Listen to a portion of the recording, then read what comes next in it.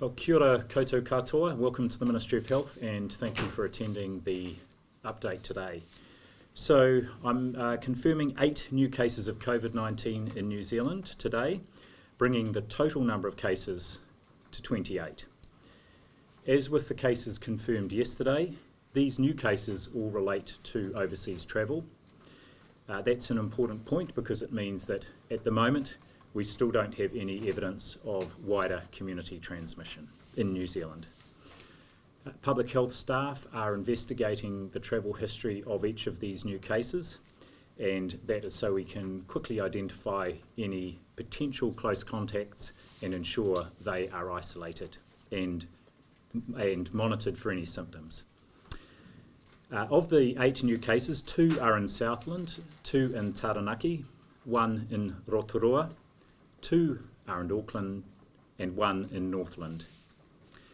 Details for each of the cases, including flight information where relevant.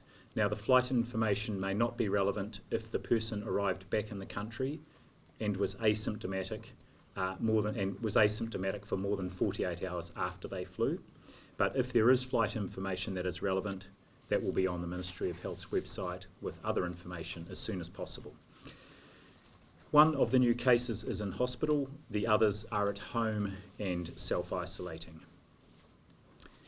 We are obviously alert to all these new cases and particularly identifying any close contacts so we can isolate them, and we are expecting more given the rapidly evolving situation overseas and the number of people who have either returned to New Zealand if they are Kiwis or who have come in from other countries from some of those hot spots, in particular Europe.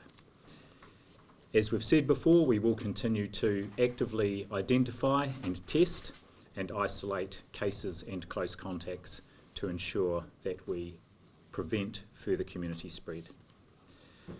We're also working hard to ensure that New Zealand's health system is able to continue delivering a whole range of care for New Zealanders from pre-cradle to grave, in addition to responding to the demands of COVID-19. In terms of those new cases, Healthline will be provided as soon as we know with the seat numbers on the pertinent flights, and we will put that information too on our website so they will be able to confirm with anyone that they call or who calls in whether they are considered a close contact. A reminder that that is 2 seats to the front, the rear and the side, and diagonally in the aircraft. Close contacts will of course be required to undertake 14 days of self-isolation. And just a word on self-isolation. I've talked about the distinction between those who are cases or close contacts and the requirement for quite strict self-isolation at home, because these are the people who either have symptoms or who are at higher risk of developing symptoms. For those who have travelled back from overseas but are asymptomatic, it's essentially about physical distancing, not going to work or school, not going out and socialising, but of course it's fine to undertake activities like gardening, going for a walk, going for a bike ride. More information is on the Ministry's website. And of course, things that can enable people to self-isolate successfully are asking friends or family to drop around food to keep the supplies coming and make sure any deliveries are just left outside the house for you to collect. I know some New Zealand companies are now offering a contactless delivery option for all sorts of things, and you can use those services if needs be. Just on the topic of supporting mental well-being, it's important not only to look after our physical health, but also to maintain our resilience and to look after our individual and collective well-being. This is going to be really important, particularly as we see this has been quite a long-term effort over some months. We have initiated what we call a psychosocial response to ensure people have the information they need to be able to take care of their mental well-being. This includes ways of being able to talk around COVID-19 safely with children, and they may be worried or experiencing distress.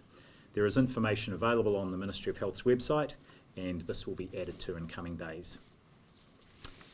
Physical distancing, this is fundamental to our efforts to reduce community transmission, and we're regularly reviewing our advice on this. The risk is still greatest within 1 metre, but as a precautionary measure, the distance for contact tracing within public health units, that is how we identify close contacts, we're using 2 metres to allow a margin of error there. And of course that's within 1 metre, or in that latter case 2 metres for a period of more than 15 minutes with a confirmed or probable case. And confirmed cases of COVID-19 who are in strict isolation can and should maintain that 2 metre distance, even from others in their own household. Agencies are currently working together to develop the best ways to support physical distancing within community settings, including workplaces. It's one way we can help prevent the spread of COVID-19.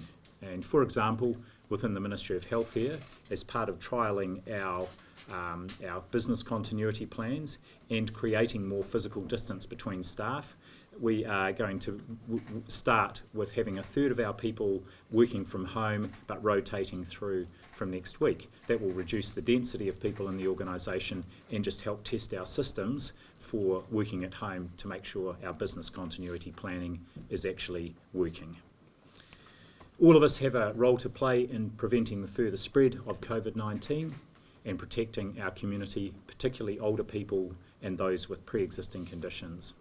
Fundamental to New Zealand's response is not putting yourself or others at risk. If you are unwell, please don't go to work. Do not send your children to school, and not travelling if you are sick. We all need to unite in our efforts against COVID-19. I'll leave my comments there, and I'm happy to take questions. Are any of the new cases from Logan High School? Sorry? Are any of the new cases from the Dunedin High School? No, they're not. So far, most of the tests have come back for the high school students, and they are all negative. We're just waiting for the last batch to go through. We'll have those soon, and we will update as soon as we've got those. Are you preparing to lock down the country? We're preparing to take all the measures we need to ensure that we don't get wider community spread that might overwhelm our health system or put people at risk. So we have shown that we're prepared to act early and act fast and act very deliberately and strongly. But that's not off the table, is it? Locking the country down? Well, we've seen other countries do that. When they have tended to do that is when they've got a very high proportion of cases with community spread. Our aim is to prevent that community spread and to do what we need to do to avoid that wider community spread before it starts happening. What condition is that specifically? I'm sure we're all referring to the same thing. Can you specifically address the rumours that we're about to be put into a full shutdown? Yes, someone mentioned those to me as I was on my way in here, and that's not something that I've heard discussed by anybody. We understand the Ministry of Health has issued Code Yellow to some emergency workers. What does that mean? So we have a series of colours to our information we send out to the wider health system. Up until the last day or two, we've been using what we call a code white, which is really for information. A code yellow is just really to up the level of awareness and preparedness, and so we felt it was very appropriate that we start using a code yellow for our communications out to the system. How many people are you now contact tracing?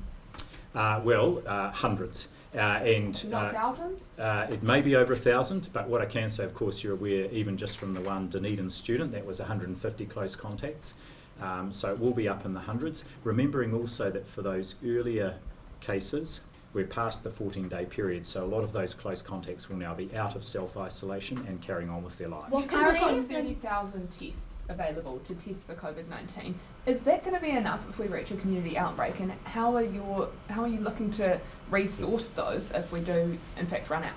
So there's a lot of work going on to ensure our labs have got the supplies they need, and our health professionals. That includes swabs, it includes everything that the lab needs to make sure they can conduct the tests, and of course that ability to get the results out quickly, identify positive cases, and then do the contact tracing. So that's very much a part of the work that's happening. How many of the 20 cases of New Zealand have recovered?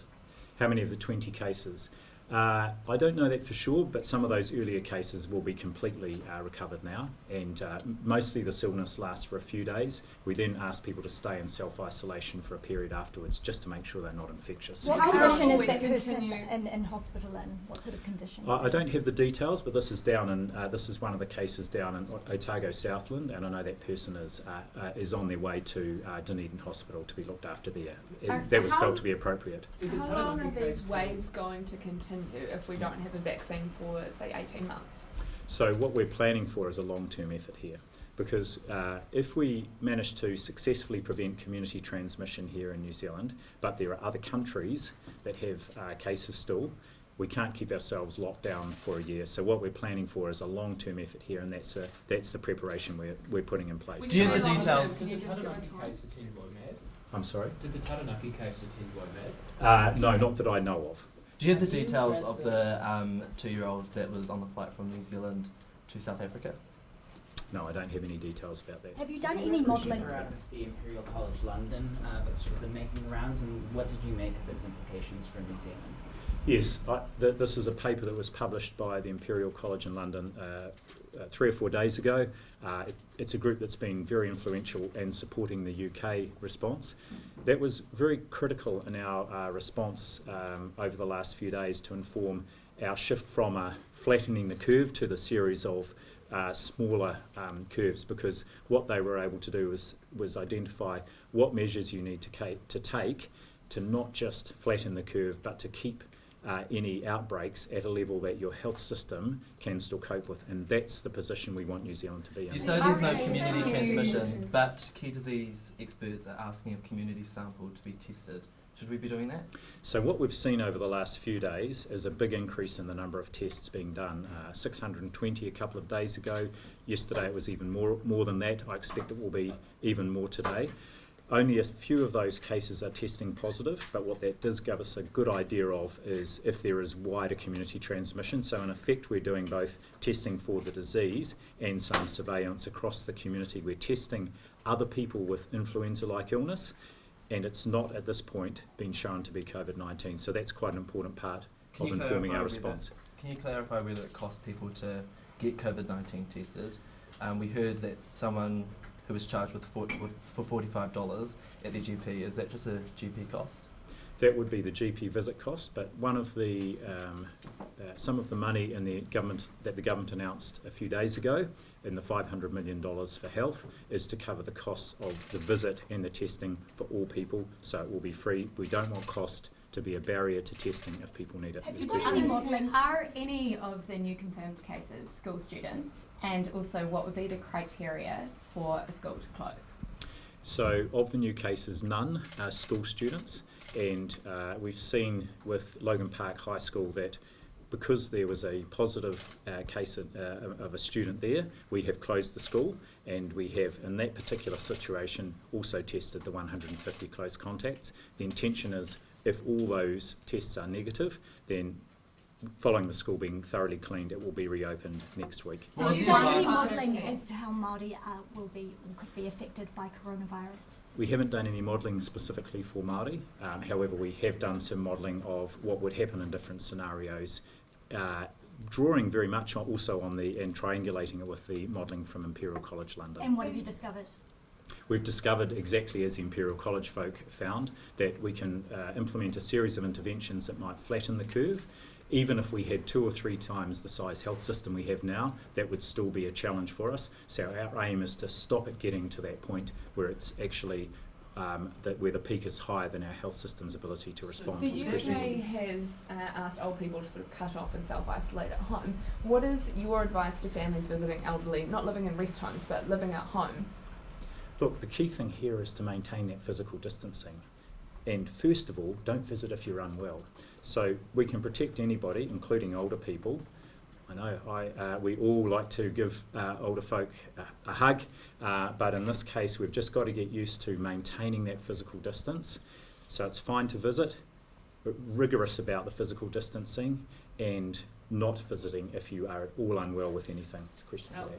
When will the Dunedin students receive their test results, and what is the standard test result time?